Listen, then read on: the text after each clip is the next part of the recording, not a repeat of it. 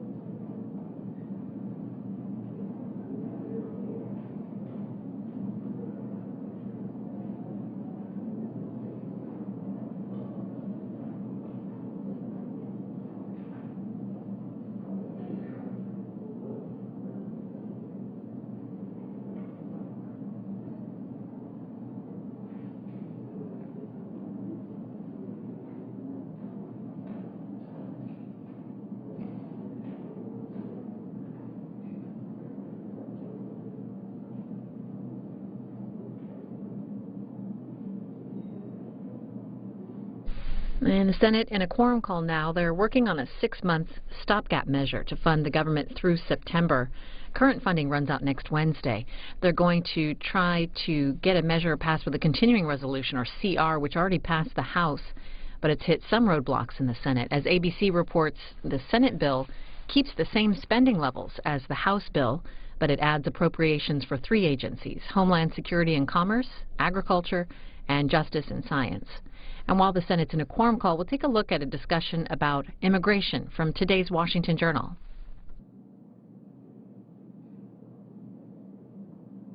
Latest developments in the debate over immigration reform. We're joined by National Immigration Law Center Executive Director Mary Elena Encapié. And Ms. Encapié, we're seeing now reports that both the House and the Senate are working on separate proposals on immigration reform. What's the latest on timing for when we're going to start hearing details of those efforts? Well, we're hoping that the timing is very, very soon. As you know, Congress goes out on recess on Thursday, and so we're hoping that at least on the Senate, that the bipartisan Gang of 8 will announce that shortly after recess they will be introducing legislation and moving the process as quickly as forward. There's a lot of momentum. The political wind is really behind us this time, and I think the fact that there's so much effort both on the Republican and Democratic side really gives us a lot of hope. And this Gang of 8, we know, have heard from before. What are we hearing about details that the Senate's proposal will include? Well, the Senate proposal, it will be a comprehensive proposal for common sense immigration reform. And a number of the things that they have been negotiating are, what does that road to citizenship look like? How long will it be? Will it have a road to citizenship or not? And on the Senate side, there is definitely agreement that there will be a road to citizenship. And they've been looking at, I think the latest details are that the path to citizenship would probably be about 10 years of temporary legal status. So individuals will be able to come forward, come out of the shadows, get work authorization, and work in the United States lawfully, but they would be in a temporary status for about a decade. And then after that point would be able to apply for a green card and then eventually citizenship. And Senate Majority Whip Dick Durbin was on Fox News Sunday and was asked about the issue of immigration and proposals for reform. Here's what he said.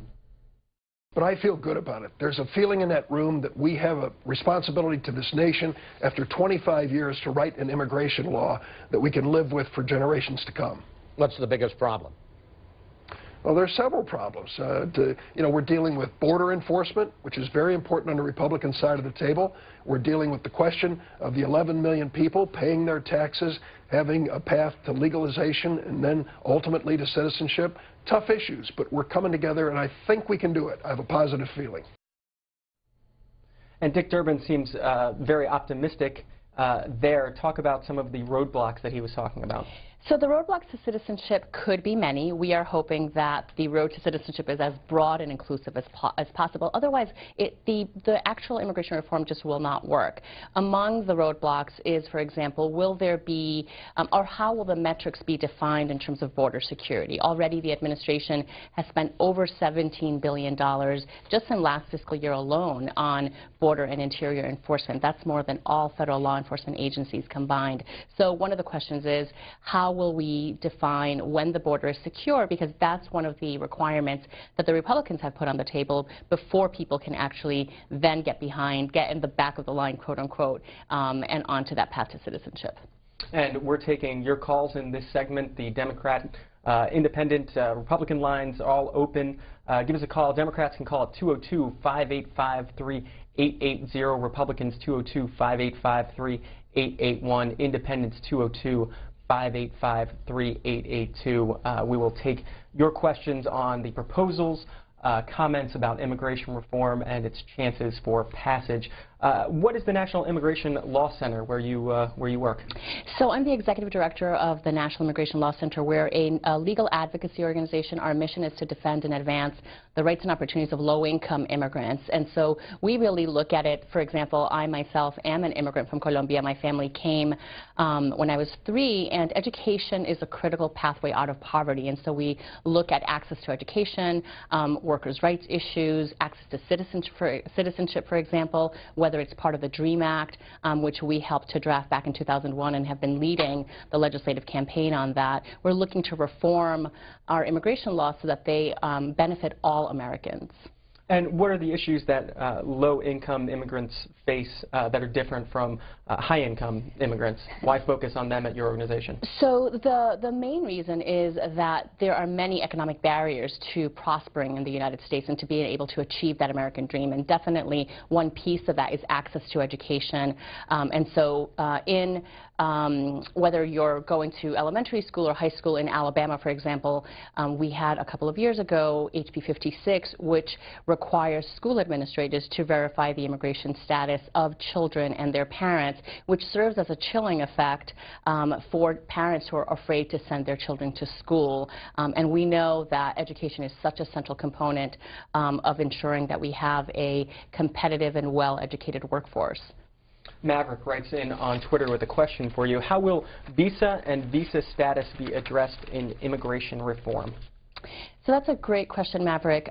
Visa and visa reform is a central component. So the immigration reform debate right now has a number of pillars, so to speak. One is ensuring that the 11 million aspiring citizens that are currently here who don't have lawful status are able to get onto that path to earn citizenship. Second, that people who have been waiting in a visa backlog, if you're from the Philippines, for example, you may be waiting for 20, 25 years to be reunited with your family members, that those visa backlogs are dealt with, that the per country capita caps are taken off and that visa numbers are increased so that we can reduce that visa backlog and those who are currently here can actually get into line and eventually excuse me, become citizens.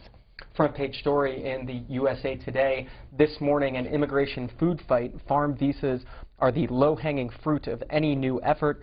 At stake, the stability and price of U.S. produce and the first comprehensive legislation in a quarter century.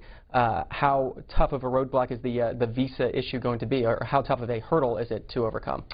So the ag sector in particular, agricultural sector, is extremely dependent on migrant workers, and that is one of the areas where unfortunately the negotiations seem to be quite apart, but hopefully both farm worker advocates and the agricultural industry knows that this is necessary for our country to ensure that we have visas available for agricultural workers, that they too have a path to citizenship, and most importantly, that their rights as workers are protected and U.S. workers' rights are protected as well. Another question on Twitter. Liz Smith writes in and wants to know how the National Immigration Law Center is funded. Who funds the center? Sure, Liz, that's a good question. We're a nonprofit organization, and so we rely both on private foundation and individual donations. I want to go now to Richard from South Lyon, Michigan on the Independent line. Richard, good morning. Richard, go ahead. Sorry. There's no problem with our immigration laws. The problem is that it's mostly Mexicans that are coming over. How come we're not putting more pressure on the Mexican government to keep all these people from coming over? I know they're good people, but the problem isn't with South Korea, it's not with Thailand, it's not with Haiti. It's the Mexicans that are coming over. So why don't we close our borders? Mary Elena and Capier. So, unfortunately, Richard, that's a lot of misinformation. A lot of people have a similar opinion as you do. And in fact, most of the immigrants who are in this country are from many, many countries. Mexicans are, oftentimes people think of immigration or undocumented immigrants as only from Mexico. That's a large percentage, but people do come from all over. We have Irish, we have Polish who are undocumented. And again, there's a diverse nation. Many people from around the world want to come to our shores. We have a history of allowing immigrants to come, but the immigration system is broken. At the end of the day, there is actual consensus on that. Both Americans agree that the system is broken and that we need to do something about it, and now, finally, Republicans and Democrats also agree.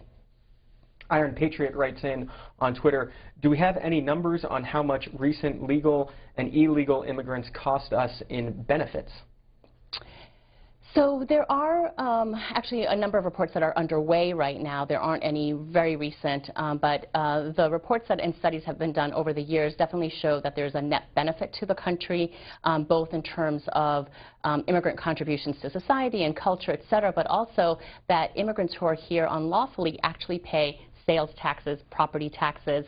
We have a little bit of a hypocrisy in our nation where, on the one hand, undocumented immigrants might be here unlawfully, but the IRS says if you are here unlawfully and you're working, you actually have to pay taxes, and here is an individual tax ID number by which you are required to pay taxes. So overall, the studies do show that there's a net benefit. We talked about the Senate proposal that's being worked on. Who are the leaders on that?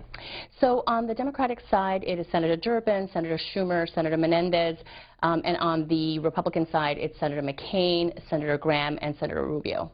And the House, a House group is also working on a separate proposal.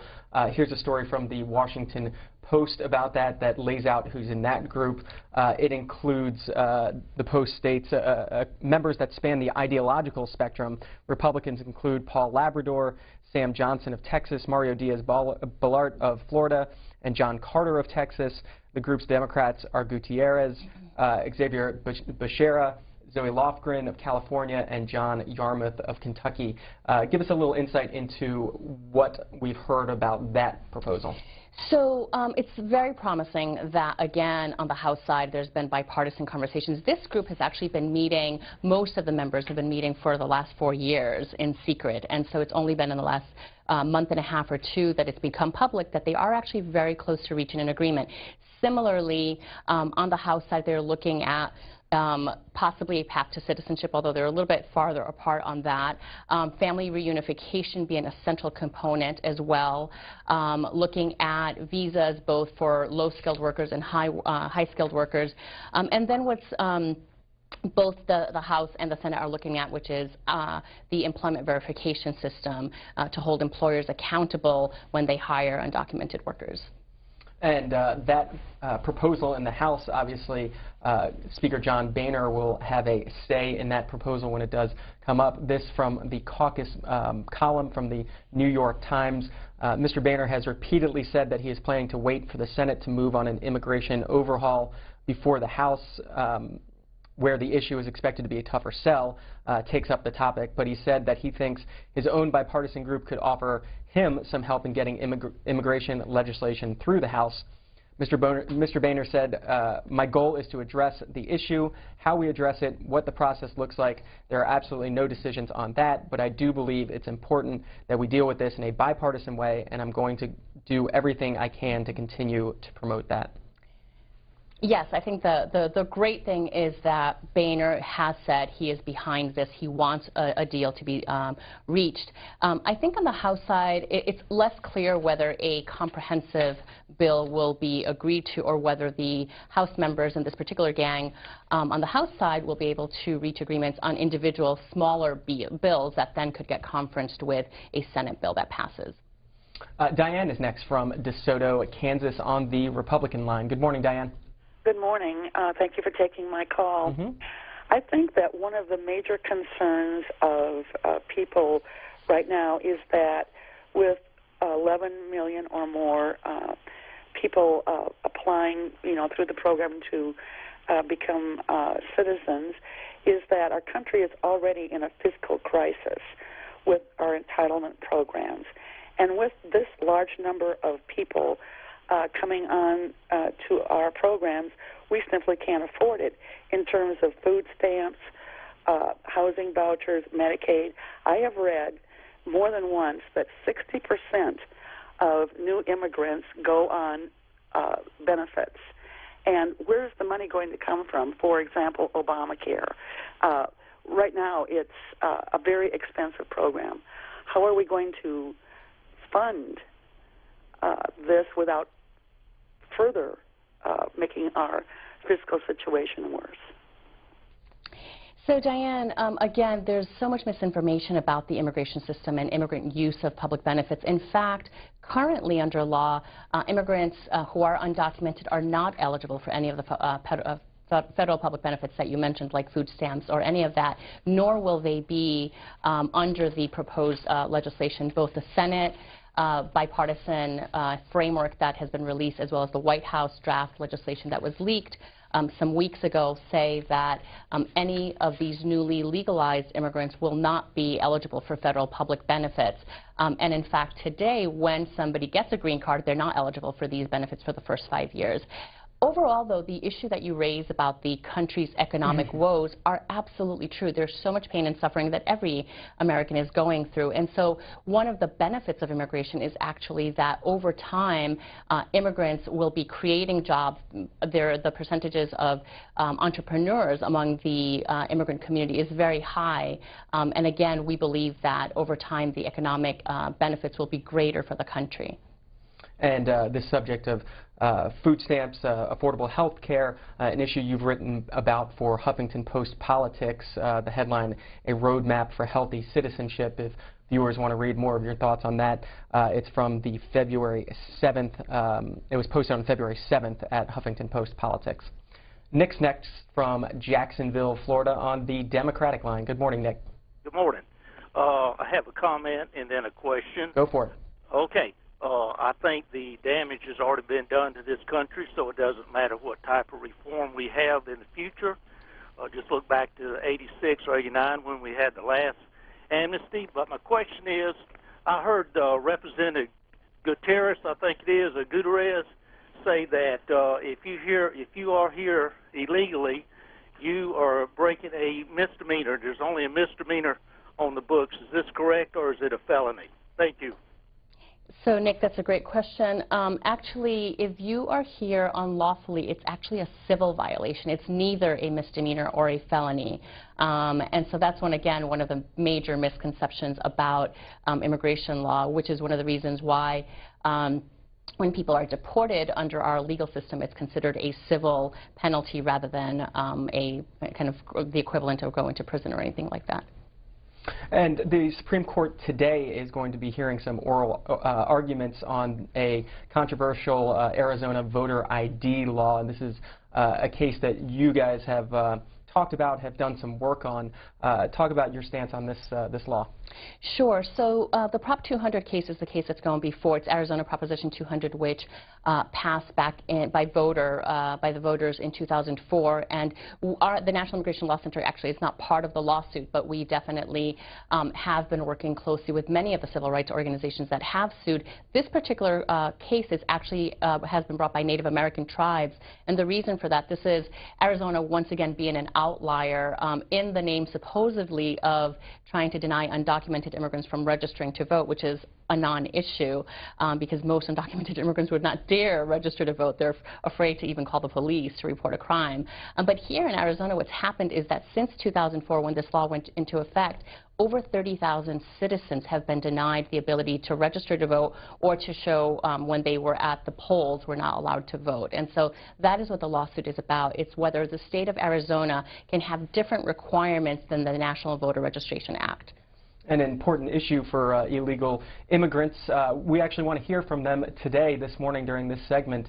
If you're an illegal immigrant, you want to call in and give your comments or thoughts on this subject, call us at 202, a special line, 202-585-3883. We can talk about the Supreme Court decision or ongoing efforts for immigration reform, but that's a separate line just for illegal immigrants. If you want to call in, 202-585-3883. Our Democrats, Republicans, and Independents lines are also still open. And we will go to our independent line now. Valerie is waiting from Auburn, Alabama on the independent line. Good morning, Valerie.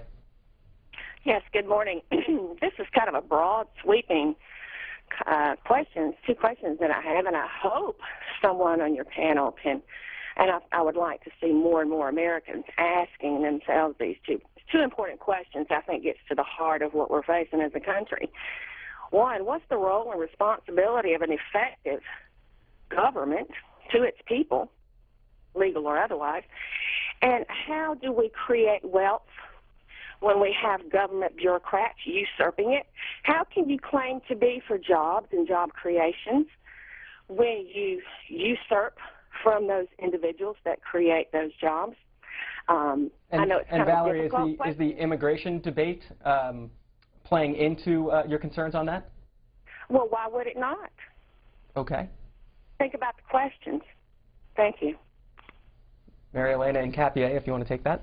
Sure. I mean, I think they are broad sweeping questions, Valerie, and I think you're really about the role of government. I think we at the National Immigration Law Center do believe that the government has a very important role, both the federal government and state governments, to protect its citizens and to help individuals have the tools that they need and have the economic opportunities that they need to be able to contribute back to the community and to society. I want to go now to Lowell from Florida this morning on the Republican line. Good morning, Lowell. Morning. Thank you for taking my call. Recently, my grandson turned 18 years old, and I talked to him about registering for selective service. So he did, and well, I got him the information from the post office first, and I just want to throw this out for everyone's information. Who must register for the draft? Male U.S. citizens and immigrants, documented and undocumented, residing in the U.S. and its territories, must register if they are age 18 through 25, and that's within 3 months of their 18th birthday. And then the next thing is, what happens if I don't register? Not registering is a felony. Young men prosecuted and convicted and failure to register may be fined $250,000 and prison up to 5 years, and they may lose student financial aid, government employment, job training, U.S. citizenship for male immigrants. Well, not only undocumented immigrants within that age period have now committed a felony if they haven't registered for the draft, and all other male citizens, documented, undocumented, or naturalized U.S. citizens. But it just tells me that, you know, you had mentioned that undocumented immigrants were reluctant to register to vote. Think of how many have not registered for the draft, and I'll take your comments off the air. So, Lowell, you raise a really important point with the selective service. This is actually one of the rare places where many young males actually do register for the selective service. And the reason is oftentimes the way people find out about the requirement is during high school, where high school teachers will inform their students that they will have to register that for the selective service. When, in the instances when people did not register for undocumented immigrants, let's say that they were petitioned by their parent and they're about to either apply for citizenship or actually at the time of citizenship mostly where this comes up, sometimes there have been individuals who didn't know and never did register for the selective service. And there is a process that they have to go through to explain that they didn't have the information or were not informed in order to get a waiver of that requirement. But it is this very minute part of the law that many young people actually do register for. And we have a special line this morning for illegal immigrants. If they want to call in to give their thoughts on this subject, it's 202-585-3883. We're actually going to go to that line now.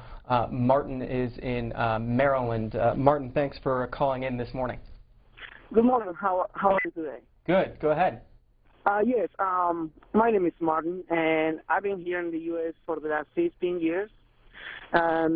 Sometimes it makes me very sad just to see how Americans are so misinformed about undocumented workers.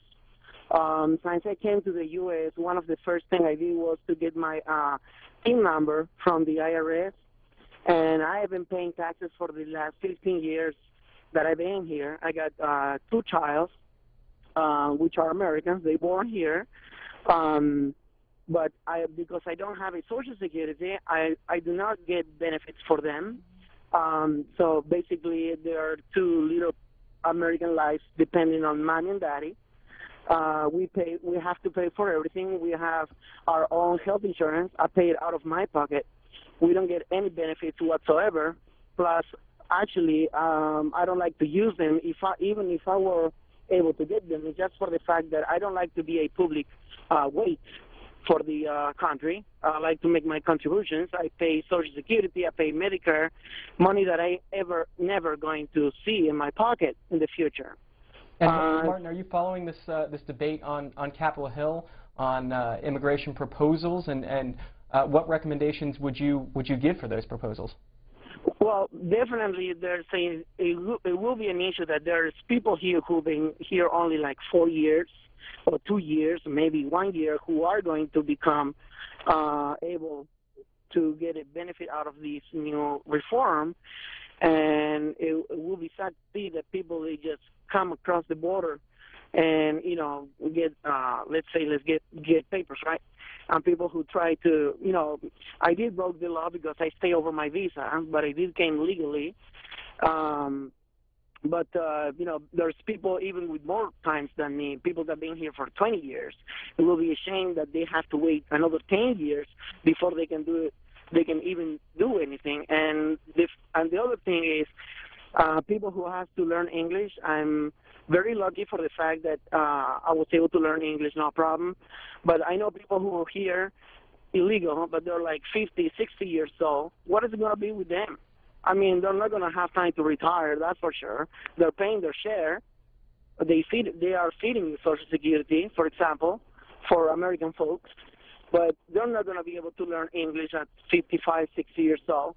I think it's a little bit, you know, they're trying to generalize it so much where, you know, basically they're trying to make sure that only entrepreneur undocumented stay here, and old people and, you know, people who are just came for different purposes just go back home because they're not going to find a way to make this reform ideal for them. Ms. Nkapié, talk about Martin's situation.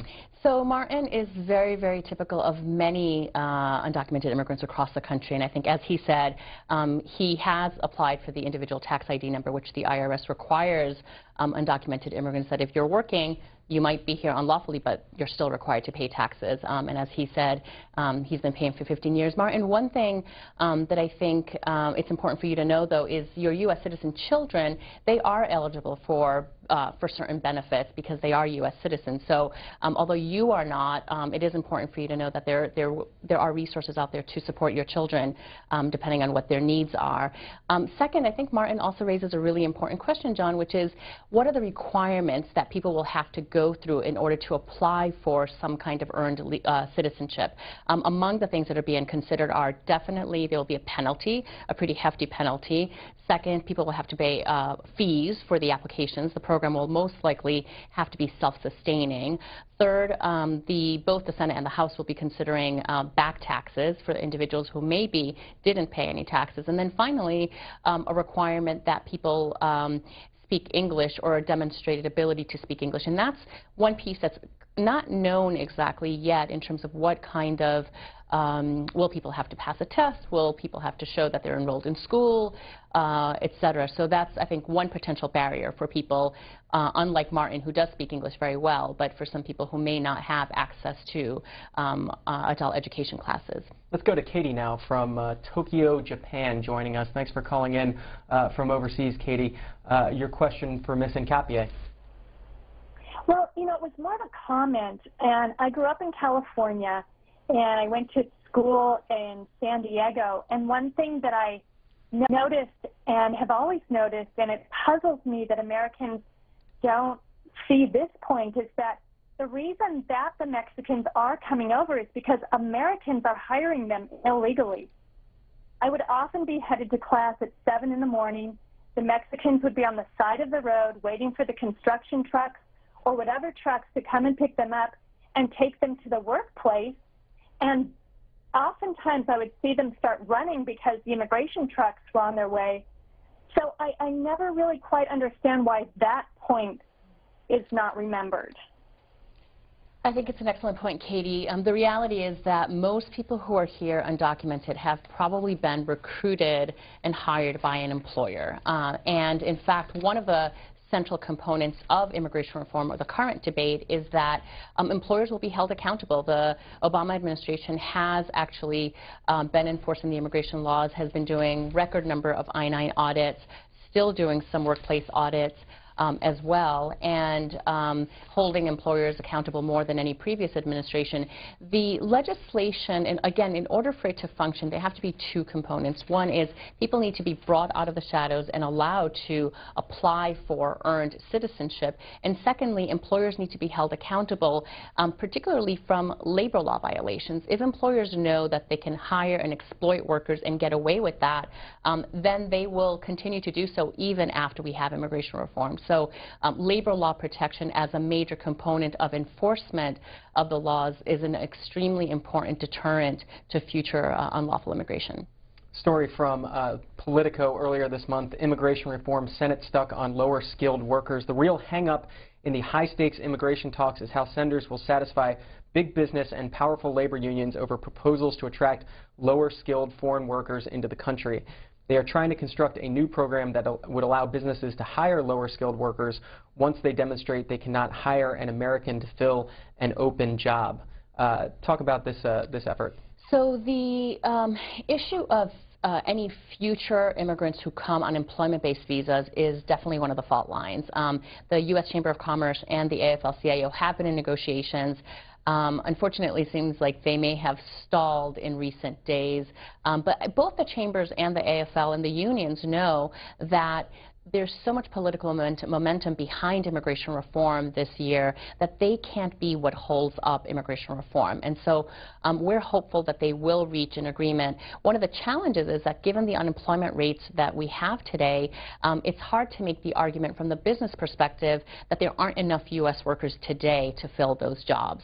Obviously, for high-skilled workers, many of the high-tech companies believe that there is a labor shortage, and so there needs to be at least some initial agreement about some basic things that both the unions and businesses can come to an agreement on to allow the rest of the immigration reform package to move forward as well. Bill is up next from Reading, Pennsylvania on the Republican line. Good morning, Bill. Yes, good morning. How are you? Good. Go ahead. Good. Listen, for the lady, I would like to explain to her a lot of things because, you know, we have a problem. I've been here 55 years from Greece. I came here with the green card. I had a passport. I came legal. And I threw a Greek people from Chicago, Illinois, back to Greece because they were not legal in this country. They came with a boat. So I don't want to hear the American way. I know the American way. We have to stop that. Look what's next month I'm going to Europe. Look what's happening in Greece. The Prime Minister just ordered 4,000, 5,000 people out of Greece because they're illegal in there. Okay? There's only two ways you can settle that problem. You got to come with a green card, just like I did. And if you got to become American citizen after 5 years. And if you want to work, and you got to learn how to speak English. No crap, no nothing. This is craziness. We talk and talk. We don't do nothing about it. And the guys that hire the people, 25 years in jail and confiscate every dime they got. That's how you solve the problem. These politicians that play a game. I'm a very go-war boy, and I'm a libertarian and Republican, and I'm a tough on crime. I'm tough on everything. So you people got to stop moving along to get this beautiful country like we kept it all these years when we came from Europe. Ms. Nkapié, let you jump in. Yeah, so, you know, Bill has very strong opinions about this. But again, Bill is forgetting that the immigration system is completely different than it was 50 years ago when he came. In fact, it's different from my family. When we came, my father was able to come on an employment-based visa and get a green card and then petition for us. Today, that is not available. And so he says, you know, he hopes people can come here, get a green card, 5 years later become a citizen. That is what the 11 million aspiring citizens who are here today without lawful status want more than anything. But there aren't any legal channels. There isn't any way for somebody who is here unlawfully today to actually apply for a green card. And if you're outside of the U.S., like somebody from the Philippines or China or Mexico or India, you are waiting 15, 20, 25 years to come legally. And that is why our legal immigration reform system needs to be reformed. Again, we've got a separate line, open special line for illegal immigrants if you want to call in and talk about these issues, the arguments that are going before the Supreme Court today, the ongoing effort and proposals in the House and Senate. I'm going to go to that line now. Dan is calling in from Woodstock, Virginia. His wife is illegal. Dan, thanks for calling in. Hey, Marlene. Hey, thanks for taking my call. Listen, I have a very, very serious issue. I married an immigrant back in 2006. In 13 months, she became illegal. She was here illegal, now she's illegal. I have a little girl with her. She has run off into a shelter and filed an I-360 to become legal. You probably know what an I-360 is. It's a form that's self-petitioned for the individual to become legal through violence means or domestic abuse. There was no domestic abuse. I'm a loving American citizen, and I'm afraid that what's going to happen is this reform will take place, and then she'll go out of a fraud status or an I-360 status when there was no abuse and be moved over into this immigration reform, and that will allow her to become legal through another means. That's why I'm very afraid of, Marlena. So, Dan, it's hard to know the specifics of the case, but Dan is raising two different issues. One is there is a current law called the Violence Against Women Act, which allows for women or men, anybody who is a survivor of domestic violence, if they are working with law enforcement based on that domestic violence, to self-petition for residency. And then separately, I think the question that you're raising, Dan, is what happens if, based on your information, you're saying that that is false, would she then be eligible for some kind of other immigration reform? And again, the details of every immigration case is very complex, and it would be important to get immigration advice locally about what the situation is there. Another specific question on different programs. Tom writes in on Twitter, what is being contemplated to fix the H-1B problem that discourages more STEM-qualified immigrants from coming here? Explain what that question is about. Sure. So there are two questions there. One is the H-1B visas, which is a high-tech visa or for higher skilled professionals. That is an area where, again, the employers in those industries believe that there's a labor shortage, and they are trying to get that number of visas increased so that they can bring more foreign workers to fill those positions through H-1B visas. The STEM issue is for science, technology, engineering, or math, which, again, there is definitely a labor shortage there, and there have been efforts to actually move separate legislation specifically in those industries to get, again, a number of visas available to bring students and foreign nationals to be able to fill those jobs. Now, the White House proposal included STEM in its proposal that was leaked, as well as included the ability for individuals who are studying in the STEM industries in an American university, that when they graduate, they would be able to stay in the United States with a green card to be able to pursue and fulfill those jobs. Mark is up next from Pennsylvania on the Republican line. Good morning, Mark. Yes, good morning. Go ahead. First off, I trace my family. My family first came here in 1650, okay? Now, what I want to talk about is the illegal immigrants have children, and they go to the Constitution, which makes them American citizens. However, if you go to the library in Congress and look up our immigration laws, they are not automatically citizens. You have to go through the law books. They had problems with that because they didn't want people from England and stuff in the old days to have children, making them citizens. There's a lot of reasons why they have that in those law books. Well, Mark, Mary Elena Incapié is from the National Immigration Law Center. Your take on the reading of the law? So the law is actually very clear. The 14th Amendment of the Constitution states that anyone who is born in the United States is a U.S. citizen, and that is why children of undocumented immigrants who are born in the United States are citizens. And this was part of the 14th Amendment to address the issue of African Americans who had been enslaved and who were children of slaves who are also considered U.S. citizens. Bob's up next from Westlake, Ohio on the Independent line. Good morning, Bob. Hello. Go ahead. I would like to inform the lady. I said I would like to inform the lady that it is a federal offense to be here illegally, also a civil, and our so-called president is not enforcing the law. He has put the curb on ICE, stand down. That's what he says. And I think if they're here illegally, you take them back just like they did in the 80s in buses and unload them and send them back. Ms. Nkapi, talk about what the caller brings up, the stand-down order to ICE. Sure. So the Obama administration actually has deported more people than any previous administration in the history of the United States. So it is very much enforcing the immigration laws. In fact, some of us would argue that it has over-enforced these laws. And the reason for that is that we have seen mothers, we have seen street vendors, we've seen workers, people who are contributing to this country in many different ways, including even U.S. citizen children and U.S. citizens who have been mistakenly deported to their home countries, or not to their home countries, but deported to Mexico, for example, when they were actually U.S. born.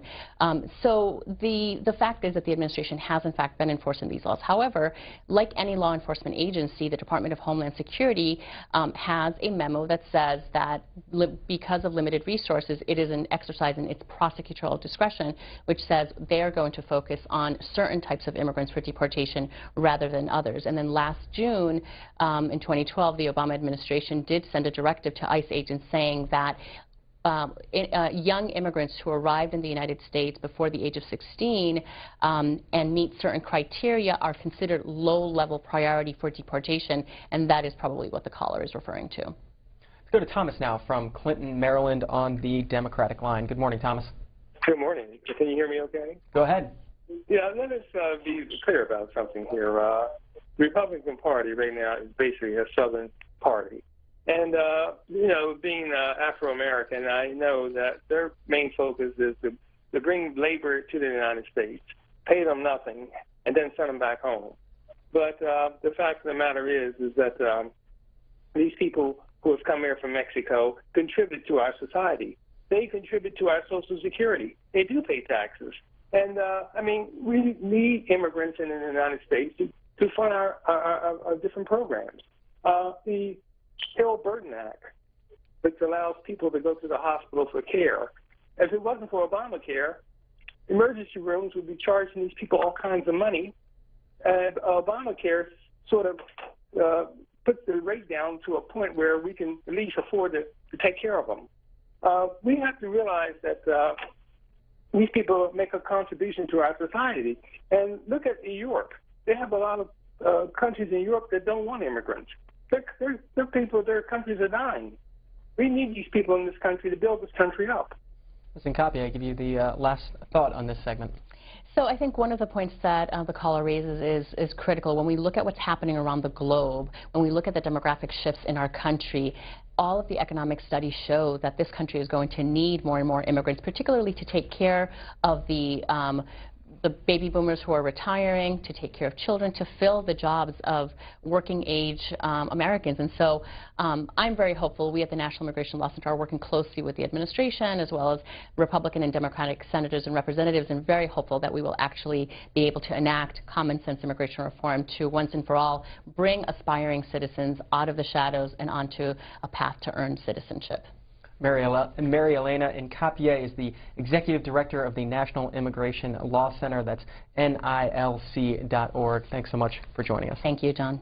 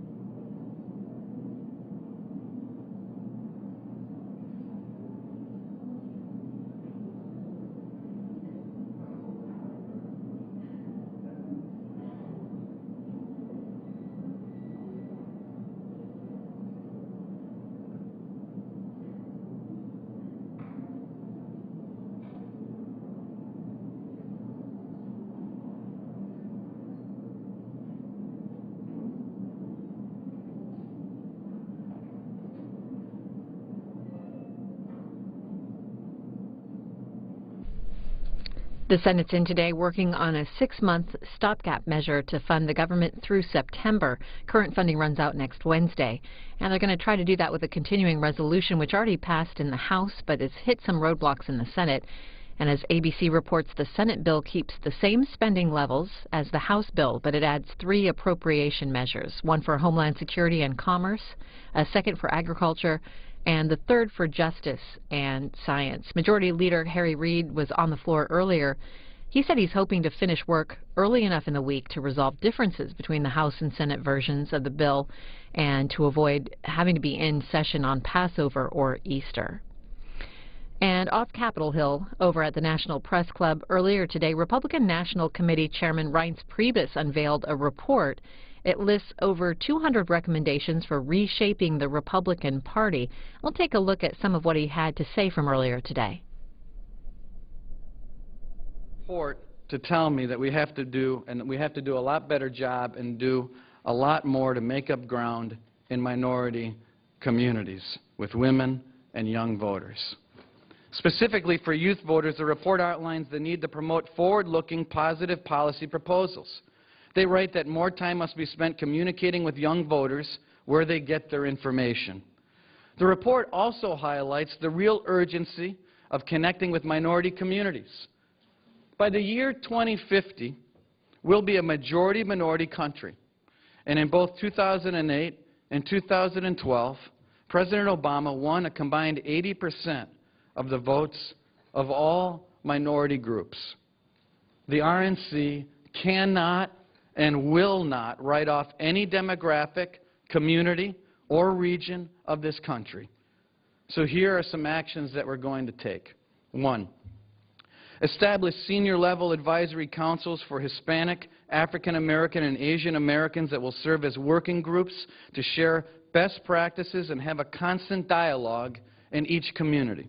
2, establish swearing-in citizenship teams to introduce new citizens to the GOP after naturalization ceremonies. First impressions count. 3, at the recommendation of the project, talk regularly and openly with groups in which we've had minimal contact in the past. LULAC, the Urban League, the NAACP, NALEO, La Raza. 4, work with state parties and sister committees to build a recruitment program for minority candidates. The report underscores the need for greater recruitment. 5, hire communications staff to promote the minority leaders in our party and bolster our messaging efforts and publications that appeal to ethnic minority groups. 6, develop an aggressive marketing campaign to expand our footprint on college campuses with an especially strong focus on historically black colleges and universities. In addition, create an ongoing dialogue with campus leaders. 7, appoint a youth liaison to work with the college Republicans, young Republicans, and teenage Republicans to provide them with additional tools to take the party's message to their peers. 8, go beyond traditional news media in promoting our message, including pop culture news outlets. We have to stop divorcing ourselves from the American culture. And maybe that might mean I could get an invitation with the ladies of The View. We'll see. 9, work with state parties, sister committees, and the co-chair to proactively recruit women candidates for offices at all levels. 10, work to increase the visibility of GOP women. Now, I want to deliberately underscore that those items are not even close to enough. So for the first time ever, we're going to overhaul our campaign mechanic structure to fully integrate our demographic engagement strategy. For too long, our demographic inclusion efforts have been separate from our on-the-ground political activities. Well, that's coming to an end. To accomplish this, we're launching a new national field program designed to engage minority groups and communities at the local level. We will take our message to civic centers and community events where people live, work, and worship. This new approach will be diverse, year-round, community-based, and dedicated to person-to-person engagement. By May 1st, we will hire national political directors for Hispanic, Asian Pacific, and African American voters. We will task each director to build a team to educate each community on the history and principles of the Republican Party and identify supporters. This will be a bottom-up approach, and we'll have a network of hundreds of paid people across America, from the community level up to the national level, dedicated to minority, youth, and women inclusion. We will conduct a pilot program in targeted urban markets to test and refine these engagement efforts. This is a new way of doing things and should demonstrate the depth and commitment of engaging all demographic groups. It will complement and be fully integrated with our entire on-the-ground operation, which will be modeled on the same bottom-up approach. Community directors that report to regional directors that report to state directors, who in turn report to national directors. Some individuals will be focused on targeted 2014 races, others on laying the groundwork for 2016. These staff will be in place by the end of the summer. We've never put this many paid boots on the ground this early in an off year. We've also never been this dedicated to working at the community level to win minority votes household to household. So I'm approving an initial $10 million budget for this work for this year. So for the 2013 and 14 campaigns, we'll deploy revamped voter contact and early voter strategies. Further, we're going to work to strengthen our state parties and take a leading role in our new field program. I'm hiring a full-time state party director who will report directly to me in addition to the political director. The future of all 50 state parties and territorial parties will be their top priority. There will be full coordination between the RNC and state parties on early planning for the 2013 and 2014 cycles, with a focus on organization, data collection, and testing